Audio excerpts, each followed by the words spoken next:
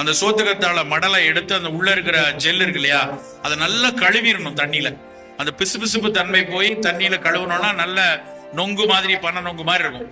அதை ஒரு 2 ஸ்பூன் அளவுக்கு காலையில வெறும் வயிற்றுல சாப்பிடலாம். டேஸ்டே இருக்காது, கசப்பு தன்மை லேசா இருக்கும். அந்த கழுவிட்டோம்னா அந்த கசப்பு தன்மை நிறைய குறைஞ்சிரும். அந்த கத்தாழை அப்படியே சாப்பிடலாம்.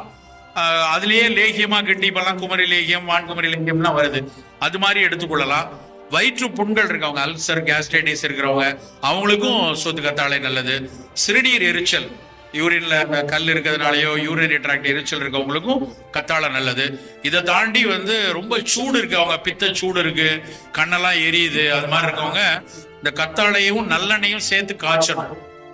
இது ஒரு 100 கிராம் எடுத்தா இது ஒரு 200 ml நல்லெண்ணெய் போட்டு காய்ச்சிட்டு அந்த தண்ணி தன்மையை, பூரா கத்தாழை முழுக்க தண்ணி தானே, எல்லாம் போனதுக்கு அப்புறம் அந்த நல்லெண்ணெயை பாட்டிலில் வச்சுக்கிட்டு வாரத்துக்கு ஒரு நாள் சனிக்கிழமை